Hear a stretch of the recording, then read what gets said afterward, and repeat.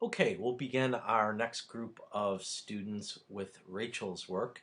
Rachel volunteered at the Hillview Elementary School working with special education children. So, her first image um, is a color shot, which we've talked a little bit about color versus black and white here. I think, again, we can see how color sort of communicates a very real, very current, very contemporary thing that is happening. And certainly that's the case with this image. I love the fact that the child is just partially revealed, so we only see a little bit of her face. So it makes us wonder a little bit about who she is, what she's doing, why she's there. You give us a little bit of mystery and make the viewer want to look at the rest of the images. So I think that works really well. I also like how we've got the hand that's pointing in there. The one thing I would say is that his hand or his finger, assuming this is a guy or woman, yeah, I guess it's a guy. This person's hand is out of focus, which I think that because it's such a prominent part of the image. I mean, our eye goes right to that spot. I would love to see that in focus. So the way we do that is we've got to have a larger depth of field, which means an aperture setting that's probably a little bit higher than what you used. Let's take a look at some of your settings here and see if we can get a little bit of insight. I guess we don't have your camera information on there. Uh, but I'd be willing to bet that you probably shot this with a aperture setting that was probably 5.6 or you know maybe 8 at the most, and we'd like to see that in this case go up to maybe 11, and I think we would get a bigger depth of field here that would allow the finger to be in focus, so that that thing that kind of catches our attention is also the thing that is very sharp in the photograph. It almost feels like the area that is in real sharp focus is kind of this spot right here. And this is the spot that I really want to be in sharp focus. I'm sorry, I went to photo number 8. We went to photo 2 here. Love the expression on this little boy's face here. Without showing his whole face, we can kind of see sort of the happiness, the joyfulness, and the interaction between these two people that is really something that clearly this child is excited about, and that there seems to be a connection between these two people in this photograph. So I think that works really well. Again, the focus here, I'd love to maybe have that in focus, but honestly, I guess the more I look at this, I think my eye is really attracted to the expression on his face and sort of like that little half smile that he's got going on. So perhaps having that out of focus is okay here.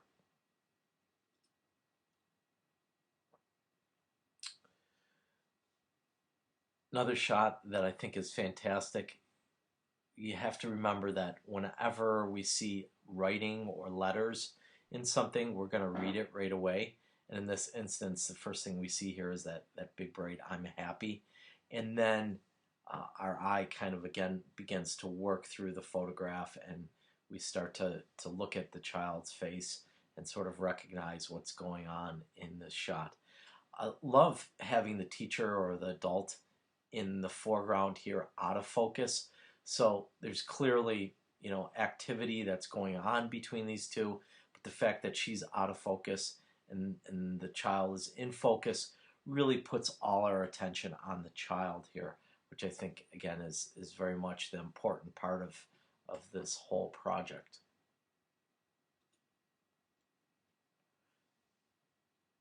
I think this is one of my favorite shots that you've got in the group. Really love the the blue palette that is in the background here that this little girl is photographed on. And the thing that really works for me is that mirrors the blue nail polish that she has going on. So there's kind of sort of this visual connection between the foreground and the background that I think is really engaging. I love how the light is kind of backlighting her hair and revealing some of that texture and giving this image a certain three-dimensional quality that works really well here.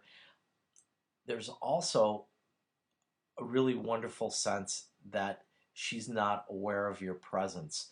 So we're almost kind of peeking into this little intimate moment in this girl's world. So well done on sort of getting a great vantage point that's close and is intimate, yet you're not disturbing the little girl, and she looks like she's very natural and just totally immersed in what she's doing, so you're not disturbing her. So really great shot. I love this shot, one of my favorites. We can see how just using really clean, simple backgrounds can be an effective way to set up and compose your image rather than having very, very busy backgrounds. So in this image, the one thing happens here, we've got a shift from the attention being on the students to the attention here being on the adult. And in this instance, I think it works because we've got this little gesturing by the girl. It's almost as if she's kind of struggling with this and reaching out to help from the adult here. And this is the part of the photograph that's in sharp focus. We can see her hand in the pencil area. That's probably the sharpest area of focus in there. So that works really well for me. The one thing that kind of pulls my eye is this visitor's pass. It's so bright and so yellow. My eye goes just directly to that, but I'm not really sure there's a solution for that other than shooting from the other direction, shooting from over the adult's back rather than shooting directly into him. But again, a minor point, and I think one that we can overlook here. The other thing, just point your attention to, look at how cluttered the background is here versus the previous image where you have a really clean background. Again, I know there's probably a lot of stuff in this classroom and may not be the easiest thing to find kind of a clear background in your stuff, but I think the cleaner you can get your backgrounds, the better your images are going to be for the most part.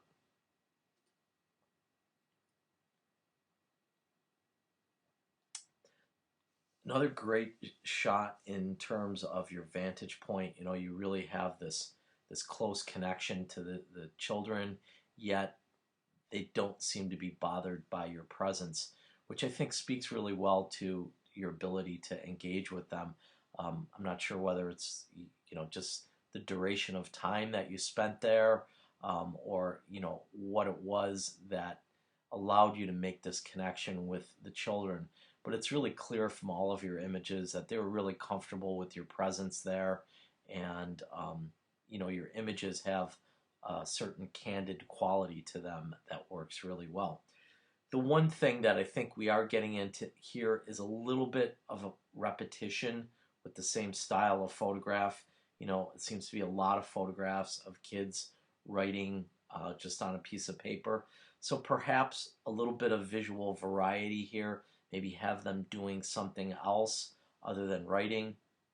Not sure whether they actually do other things besides writing, but maybe some shots of them talking to each other or engaging in different learning activities might be the way to go here. And again, it's not a huge thing, but it is something that I'm starting to notice as we work our way through the whole project. Again, another shot. Your vantage point is great. I love the fact that you've got the background out of focus here. And I even love sort of the way she's holding the pencil there, although it is, again, just a little bit out of focus. And I'm almost even wondering, gosh, that is such a wonderful shot. Um, just trying to get a little bit of a tighter shot rather than having all of sort of very similar shots repeat themselves over and over again. And again, another shot that I think works really well. The sort of two silhouetted or shaped people in this photograph. And again, we can see how that cleaner background is really working there. The only thing is, and I've said it in some of the other reviews or critiques here, that it almost feels like you're repeating an image. And when we start to repeat similar images, I think we start to dilute the impact that the image has. And I think when we look at this little girl and the lighting that's going on here, I think I'm almost apt to select that earlier photo. What was it, number 4 here? That just was a little bit cleaner, a little bit tighter, a little bit more impact. Now this shot, maybe this person interacting with a different child in a similar pose might work really well. But you really got to be aware of how many shots of the different people that you have, and try to incorporate just a little bit more visual variety in the work. But overall, really good project. I like what you did here, and it certainly is pretty obvious that the level of engagement with the students was there, because their comfort level with you is certainly very evident. So good job with this, and I look forward to seeing your final project in a few weeks. So it's interesting in that we have two people that volunteered at the same place, and we've got them together side by side in two critiques. So we'll kind of get a chance to look at two different photographers' approach to the same subject matter. So we have got Liam's images, also from Hillview Elementary School. And I like the way you start here in this image. A really tight shot. We don't show the child's face at all. We just show sort of the mathematics problems that the child is trying to work out here. And for me, I'm even kind of looking at this backwards. I'm seeing the 9 plus 7 and the 2 there. It makes me start to wonder. Okay, is he just finishing the answer here, or is he struggling with this? There's kind of all kinds of questions here that this image sets up for me. And I think that's really good to do at the beginning of the series. You want to have the viewer wonder what's going on. Why is something a certain way? And in this instance, certainly the math is a little bit off. So that takes us to our second image here. Really nice clean background. You throw that out of focus. I love how we've got the two students here, but we've got this little guy is in really sharp focus, and this guy is out of focus. I do kind of wish that you had lowered the frame just a little bit, or maybe backed off just a little bit, so we could include just a teeny bit more of his hands here. They feel kind of like oddly placed at the edge of the frame here, especially this part of his hand. It just kind of looks strange where it is. So I think we'd either like to include more there, or let's take a look at this, maybe even include less, which I think including less, maybe the way to go in this instance. But tough call on that one. But I think, whatever the case is, you either have to include these completely or eliminate them entirely. You're kind of sort of hanging out in the middle zone here, and it especially looks a little bit strange on that hand right there.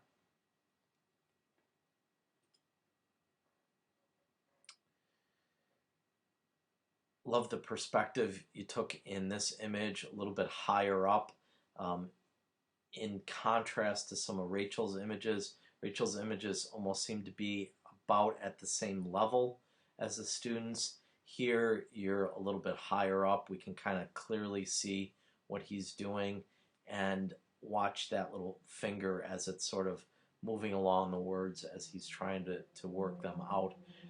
I think, again, the issue of focus is creeping in here. I wonder if we would want his finger to be in focus. I kind of feel like, you've got your sharp focus back here rather than over here, and I feel like this almost needs to be the place where the sharp focus is. I know you've got his face in focus, but I think I want this area in focus also, as opposed to this area, which really is inconsequential to the photograph. This isn't where the meaning of the photograph is. This spot is. So that's really what I would want in focus. And another shot, kind of similar to Rachel's shot, except we don't have the teacher or whomever it was in the foreground here. I do like the fact that we've got this little piece of paper that's really sharp there. And again, we can kind of see the problem, the math problem taking place there, and seeing her name and sort of relating between these two people. Again, I'm just thinking that our our focus, boy, I almost feel like I wish it was a little bit deeper here. I see that your camera data isn't embedded either, um, but certainly I think I'd like to have that shirt in focus rather than out of focus, which means, having a larger depth of field, which means an aperture or f-stop setting somewhere in 11, 16, or 22.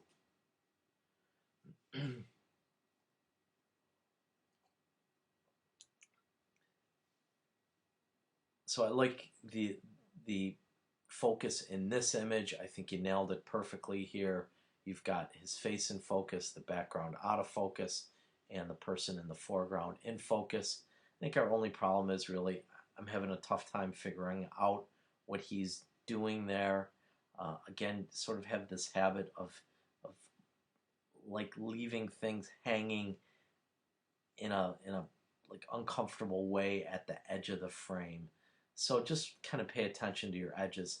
I think this edge right here, this all works, but this thing right here, that part of the image is probably something that we would want to refine or make a little bit clearer.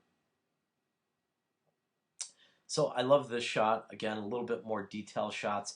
I think if we were to look back at Rachel's project, this probably is the one shot that is kind of missing from hers, sort of that tight detail shot. And I even like, sort of the fingernails, whether he or she is sort of chewing on the fingernails, but you can kind of see a little bit of wear there. It has some character. Um, so I think that works really well for me.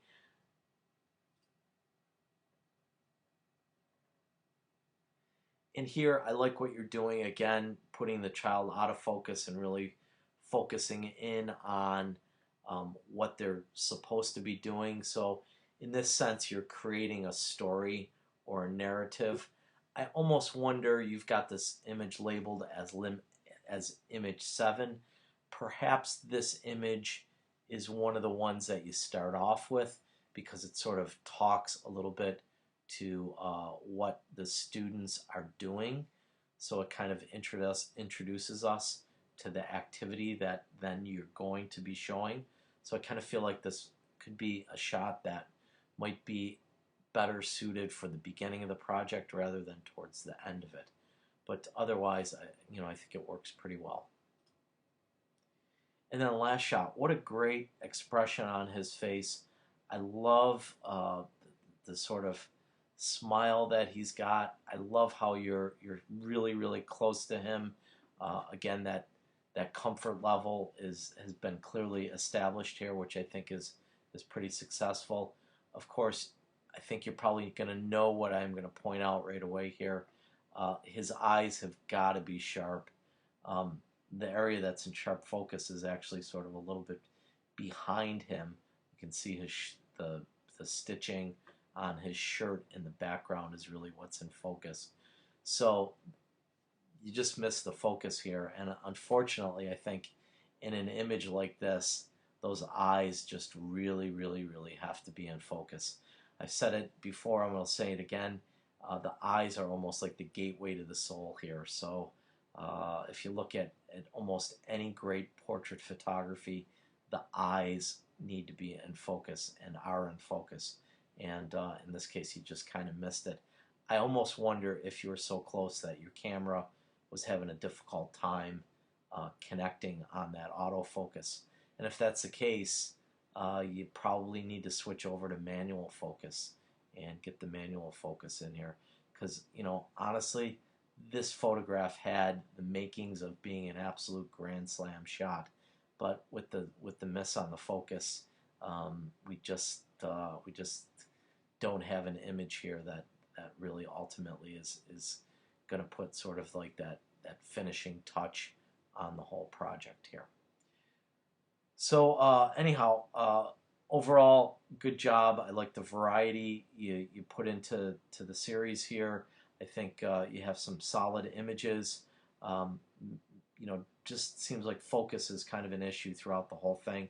So as you get into your final project, keep that in the back of your mind and really pay sharp attention to focus in all of your images. So good job here, and thanks for sharing these images.